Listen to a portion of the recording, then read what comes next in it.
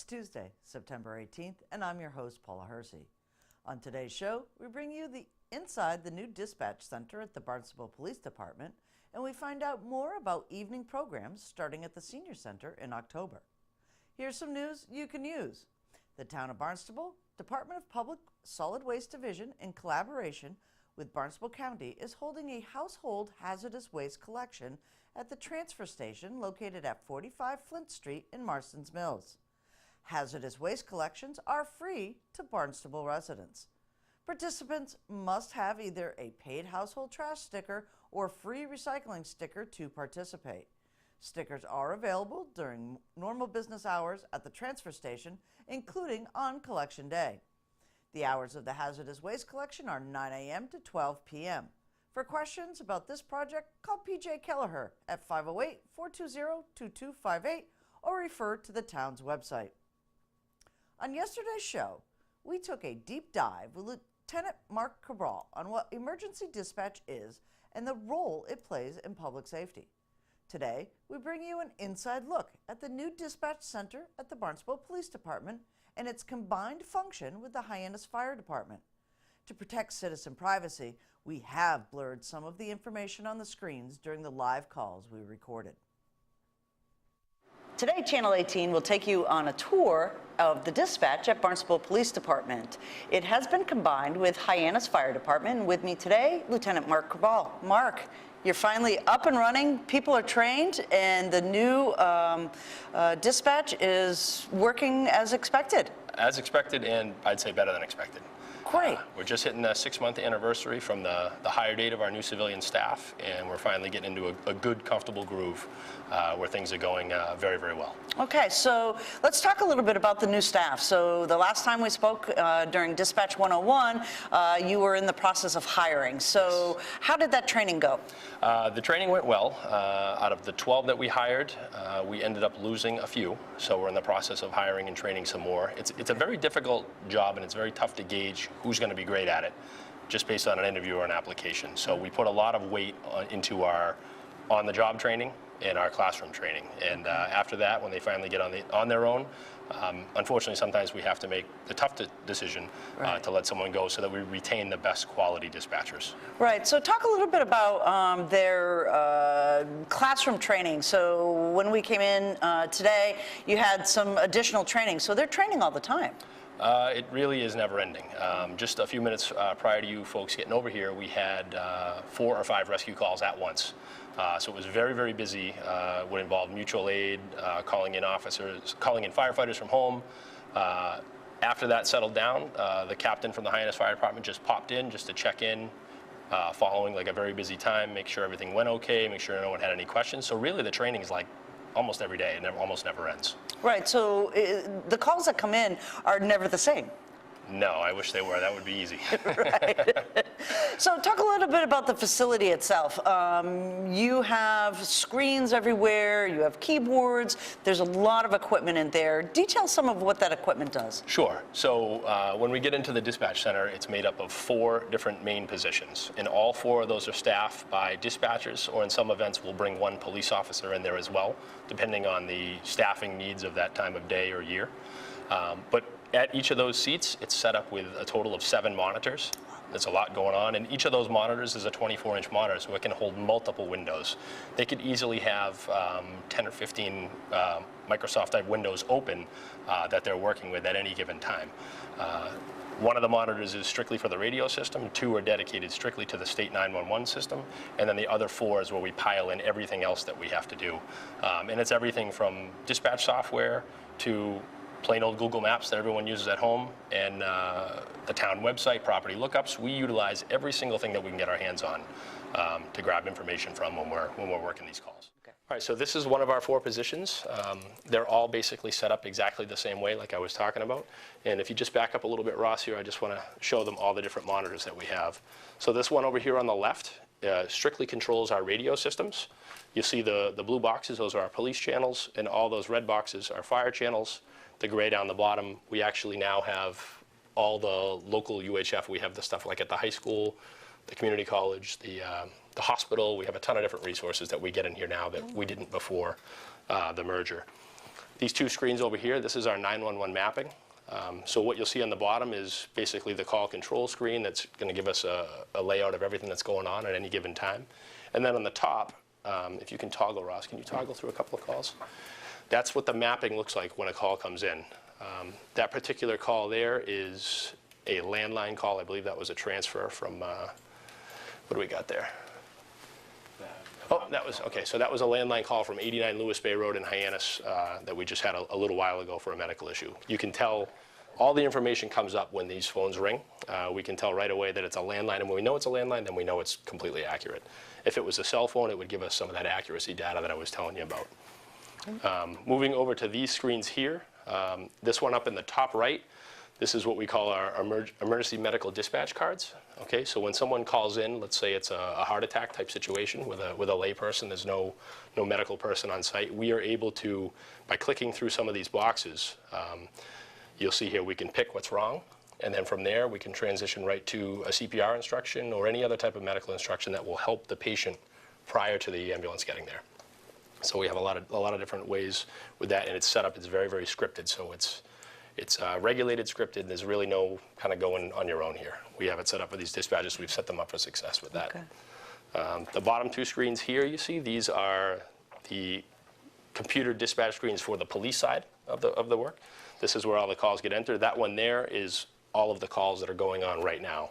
So if you're looking at the road, to give you an example today, 6, 7, 8, 9, 10, 11, there's about 13 police officers that are working just patrol right at this very moment, and about half of them are busy tied up on calls. And we've got everything going on from car stops to a security ramp check of the airport to an assault out in the outer sectors and checking on some homeless activity on school property over at Hyannis West. So you can see we're doing a little of everything, and all of that stuff gets fielded right through here in the dispatch center. Excuse me. This one keyboard and mic kind of controls everything. Kind of controls everything. We have 4 different speakers, so we can listen to literally 4 different radio channels at any given time. And then the 911 phone, the business phones, and that pretty much sums up everything that's at this one position here. Of the 3 shifts, I would say that the day and the evening shift, probably up until about 8 or 9 p.m. are the busiest times of the day. The midnight shift, we get very, very busy for the first few hours.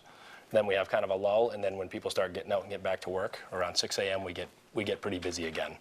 But overall, we can count on it being busy almost the entire day. And when the 4 to 12 shift comes in, they can count on being pretty busy right through about 8 or 9 p.m. And you have some lulls here and there. And again, it's just tough to judge. The fire dispatch position could be slow all night. Like literally no calls on any given night, and then we could have 5 different calls going on at once, which would involve bringing in outside resources. Right. So it's tough to gauge. Our busiest night of the week, our busiest day of the week, typically a Tuesday. Really? Good luck explaining that. I don't know the facts behind it, but I can tell you that it feels like it, and the stats back it up. So it is.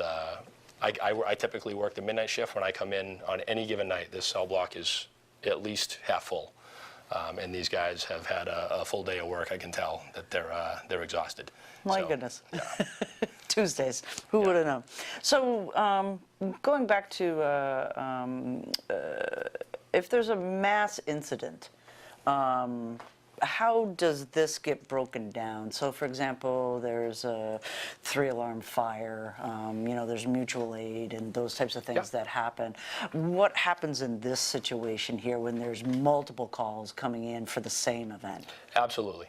So, typically we have this one position that's handling the fire end of it, usually on their own. If we had a 3-alarm fire, that's gonna require 2 different people to handle that. So this entire front half of the room, we would just dedicate to the 3-alarm fire and everything that goes with that. We have a supervisor that would step in and make sure they're in here for that entire time. They basically normally float between these few rooms here, but they're going to be in here helping. And we also actually, fortunately for us, for the first year, we have an agreement with Hyannis Fire that if we did get into one of those situations, they have somebody that's ready to respond from home to come right in here and assist us. So that's just part of our training. That wouldn't be a long-term thing, but we do have that set up for right now. So there's no real increase in staff. Everyone just has to step up their game, and then we kind of dole out the roles a little bit. Okay. Let's see what we have going on here. We have a 911 call here. dislocated knee. All right, so just hold on a second. I'm going to get an ambulance started to you, okay? 9 years old. Is she able to talk okay? Okay, and it's the Cape Cod Academy, Cheer Academy? Ambulance 2, medical. This is Melissa Playhouse. Solomon, what's your phone number? 150 remain. Ambulance 2, medical. This is Playhouse. 727. 150 remain. You said she was 9 years old? So what you heard there, I'll just kind of talk over them a little bit, was the automated dispatch for Hyannis Fire. So all of the Hyannis Fire people that are working right now, they heard that on their radios, and it gets blared over the speakers at the station, and they, as we speak, are running to the ambulance. So the next part for the dispatcher here is he's going to go over to the medical cards and just see if there's anything they need. In this case, a minor sports injury at a cheer academy. There's probably not a whole lot for him to do, but he's just going to make sure. Okay. Okay? You're welcome. So that's a routine medical call for Hyannis Fire in its entirety right there. Excellent. Now you talk about, some of the other resources that you have to use. Property lookup. So Barnstable's a fairly big town with Yes. lots of nuances in the villages. Absolutely. These dispatchers may not be from Barnstable? That has been definitely one of the toughest things to overcome in training. We're not gonna not hire someone because they're not from here, Right. okay? Because we have very, very qualified people applying. So we really push extra training with those people that maybe didn't grow up here. I'll put them out on ride-alongs. I'll have an officer take them literally to every little nook and cranny, stuff that's called weird names, big public venues, and make sure the big apartment complexes that are called different names, they kind of can visualize what they're sending people to. Okay. And they'll get out there and say, oh, wow, this place really is like 100 units. Wow, this is a big deal. So now, forever, they've got that vision in their head. We have one dispatcher that's from Rockland who really has little to no experience on the Cape. So he's coming along very, very nicely. I put him out on a few extra ride-alongs. And it's, again, using all those resources. Right. And the property lookup piece of it, that just gives them, the different pieces of the neighborhood? The property lookup specifically we're using to verify if an address is actually Okay. a real address. Okay. That and an owner. Okay, so we often get called to locations by alarm companies, and it can be very easily for some alarm monitoring center out in Mesa, Arizona, or maybe not even in this country, Right. to give a wrong address. So a lot of times not only do we get the address, but we'll get the homeowner name with it. So now we'll look and say, oh, it's not 133 Little River Road, it was 123. Something that you're just not going to know. You grab that extra piece of information from an unlikely source, and that solidifies where we need to go. Excellent. Anything else you want folks to know about this new system and how it's working for Barnstable Police Department? Sure. I think the biggest benefit for all, it's not really for the Barnstable Police Department or its officers, it's for the people that live and work in this town. I can say with confidence that there is no system anywhere that can get an ambulance dispatched any faster than what we're doing right here for the District of Hyannis, okay? So when you call 911, whether it's cell phone, business, home, you get one voice, one person, you get an ambulance dispatch within seconds, you get medical instructions, you get the police if needed. There's no bouncing around of these calls anymore. And I just don't know how you could get any faster than that. Right. A lot of times we're beat to the calls by the fire department, even though I'm already on the road. Right. Coming soon, I'd say probably 2 or 3 months away is texting. Really? So that's Great. a big rollout that the state's been working on for a couple of years, and they've been cautious. We want people to be able to text Right. in an emergency where they can't speak, Right. but we don't want people to start texting just because it's easier. We really want to talk to people. Right. But it's a great extra tool. Right. And mass disasters as well. Texting, usually the phone lines are jammed, so texting Yep. does work, and hurricanes and things Absolutely. like that as well. So that's great news. Yes. Seems like those old sayings about idle hands have a scientific basis. Whether you're looking for stress relief or simply like to use your hands, the Barnstable Senior Center has a robust array of new classes coming up this fall. Still working and unable to attend our day programs? You're going to love the creative new programs lined up for evenings. Madeline Noonan, Senior Services Director, has all the details. We're here at the Barnstable Senior Center, and things are thriving everywhere. New programs, community conversations. But with me, Maddie Noonan, Executive Director. You have so many things going on. This is going to be a good update. So brand new. Evening programs, did we hear that correctly? You did. Evening programs. Yeah, we've been waiting a while and it's finally happening, so we couldn't be more excited. Great, so tell us a little bit. I know they're going to start in October, but first off, give us an indication of why you started evening programming. That's a great question, Paula, and for quite a number of years here, what we've experienced with the changing generation of older adults is, and sort of the notion that people have, you know, that when you retired, you started going to the senior center and participating in activities. Well, we know society has changed very much with people living longer, more active and productive lives. And one of the things that we've really learned through our experience here over the last couple of years is the whole idea of traditional retirement has gone out the window. You know, we see, you go out to any of the stores around town and you'll see a lot of older adults that are still working beyond what we would have considered not too long ago as traditional retirement age when people hit 60 or 65. I mean, we know people that are still working that are in their 80s and even 90s. And sometimes it's coming from a place where it's an economic need that people have to work, but also it's oftentimes where people just want to have that sense of purpose, that they're still engaged and still contributing to society. But one of the things that we've seen on our end is that it means that we have people that tell us oftentimes that they'd love to participate in all of this, you know, the great variety of activities that we have here, but because they're busy, you know, working, we have many older adults that are caregiving for a loved one, a family member, that our traditional hours of operation just don't meet their needs. And one of the things that we really strive to be at the Senior Centre is responsive to the needs of our older population, and that really is our, you know, purpose. And in order for us to continue to be responsive, we've got to change our ways of doing business. So the whole old models of a senior centre, you know, senior centres across the country, and there's somewhere between 11 and 15,000 senior centres across the United States, and we're all understanding that there's a new generation of older adults that we really have to evolve to continue to be relevant and to continue to meet their needs and to help them age well and improve and enrich their quality of life. So, you know, through the years, the last couple of years in particular, we've had a lot of people that have been coming. One person of note was somebody who worked in the school department throughout the school year, and they were working in the cafeteria. But when they were off during the summer, they were coming in and taking a lot of classes and activities here, and, you know, said, this is great that I can come here during the summer, but what about the rest of the year when I'm working? You really need to be able to, you know, open in the evening. And we've heard that of sort of, you know, all different stories along the same theme. So we have been working, you know, with the town to, you know, advocate for the importance of that.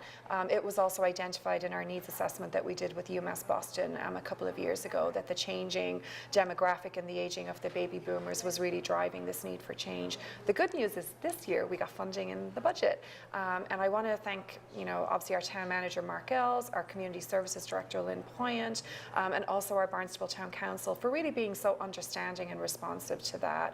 And I think that they really understand that in Barnstable we're very fortunate. We have a beautiful facility. We have a dedicated professional staff, and we have this, you know, future-oriented way of thinking that we want to be progressive, and we want to set the example for other, you know, senior centres and councils on aging to lead. And so there's a great sense of excitement and energy around this, not just on the part of the staff, but really, as we've been talking about this and the word's getting out with our participants, people feel so invested in this facility, and the fact that they know that we're trying to be more accessible and, you know, more attractive and appealing, it just gives us, you know, a great sense of potential for what we can become.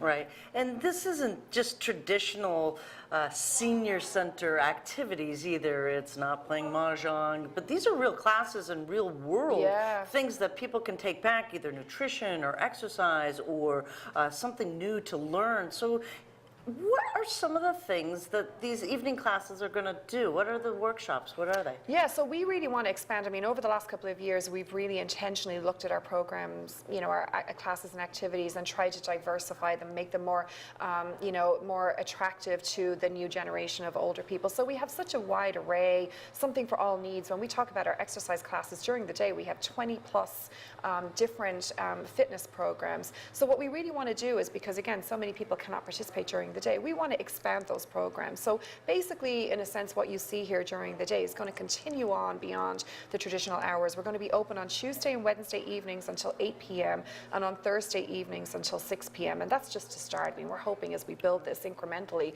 that we'll be able to even go beyond those hours. And our goal is really to open 4 evenings a week until 9. But it's going to be a variety. There's going to be a lot of enrichment, education opportunities, health and wellness opportunities. We want to have people come in and talk about healthy aging and active living and why it's so important to stay actively engaged, as people age. And we're not just talking about what people think of as traditional senior center participant age, which is really 75 and over. We did a survey this year that went out in the census forms.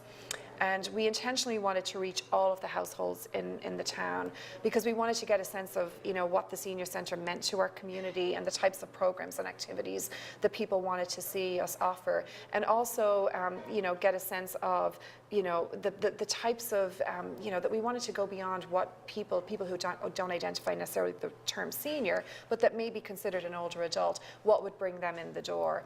And what we learned from that survey, we got almost 2,000 responses, which really exceeded our expectations. About 70% of the respondents said that they would be interested in participating in evening programs. And obviously it ran the gamut of people wanting a little bit of this, a little bit of that, language classes, quilting classes, cooking classes, entertainment, social events for some older people that really aren't able to get out in the evening, maybe because they don't drive, but still want to have that social connection with people, clubs and social events. So there's really no end. We want to be able to provide what the community wants. And, so for us, it's very exciting. So to start off, we're doing a range. We've got some great dance classes we're offering. There's going to be a Latin salsa dance class. There's going to be ballroom dancing. We're going to have some exercise programs, some arts and crafts, jewelry making, along the paint night theme. So I think there's a great sense when people come in and they get to do those kind of work with their hands. There's a great sense of accomplishment. And we're really hoping people adults of any age can also come in. That was one of the things that we learned from the survey is there is a need for the town to offer programming, not just to the 50+ population that we target our programs. I mean, I can say personally, I'm in my mid-40s. I'm not ashamed to say that. But, working full-time, limited time for, kind of doing those kind of fun things. The staff and I joke all the time. We're not joking, we're actually serious. We'd love to take all the classes that happen in here during the day, and now there's a way for us to be able to participate in those programs. So we hope that, the word will get out there, that this is, not just a place for older people, but that we can help, people of all ages come in and really truly be a multi-generational facility. So how can people get involved, either by teaching a workshop or a class, or by signing up to do something? What's going to be the mechanism that the word's going to get out? Yeah, so we're looking at a variety of ways to reach new audiences. Obviously on our website, we're going to use our social media. We're going to use our magazine, our Compass magazine that's produced on a bi-monthly basis. But we really hope word of mouth. Word of mouth has really always been the best advertiser for us, because when people come in here and they have a positive experience, which a majority of people do, they'll go out and talk to other people, friends, and talk about, you got to check out the senior center. They got a lot of great stuff going on. And so, we're hoping that that's really going to be the source of new, participation for us. We're really excited to, because again, we're exploring, this is a new venture for us, exploring evening programming, that, if there's people maybe that are working full time, but have a hobby or something that they would love to share and come and teach that, please give us a call. The best way to reach us is by just simply calling us at 508-862-4750. We have an excellent activity coordinator, Susan Griffin, who is just really enthused about this, and reaching out to new instructors. But anybody who has a passion about anything, we want them to be able to share that.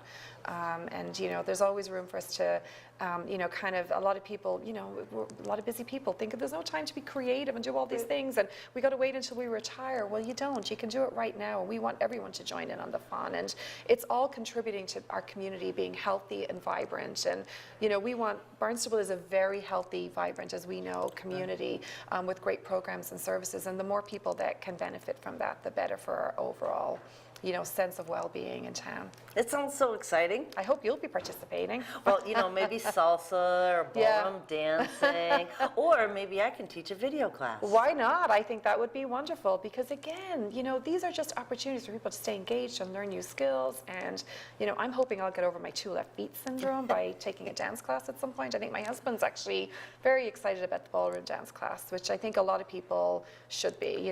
It's a great opportunity for us to be able to, bring all of this wonderful programming that we know is kind of one of the best kept secrets in town. But now that we can venture into the evening, the more the merrier, as we always say. Fantastic. So it starts in October. Yes. And it's going to run Tuesday, Wednesday, and Thursday nights. Yep. Varying hours to Yep. start, to 8 on the Tuesday, Wednesday, 6 on Yeah, Thursdays. 6 on Thursday, yeah. And we're Great. hoping, like I said, trying to be sort of mindful that it will take some time to get the word out. So we wanted to kind of start off just to give us some space to kind of fill the space, that we're starting off. But then eventually, over time, there'll be such a demand for this and such a need that we'd love to think Monday to Thursday until 9 p.m. Sounds really good to us. And then maybe we can look at the weekends, but we're in the process, the funding that we got from the town allowed us to hire 2 part-time staff that would be in the building, somebody to work at the front desk to help register people and answer their questions, and also a custodial position. And so that's really growth for us in that regard as well. I mean, obviously we have, a need for additional staffing as we kind of work into this new space. And we're in the process right now of hiring staff that will be, well-trained, and will give everybody what we hear from people pretty much universally is that when people come in here, they get a warm welcome. We like to get to know everybody on a first-name basis here. And when we did our survey this year, we asked the community if they agreed that the senior centre was a vital resource in town. And it was an overwhelming. We had 98.5% of the respondents said, yes, we are. And so we just want to maximize, that we're reaching out, that more and more people in the community that, will come and join in on all of the great things that happen here that are really enriching people's lives.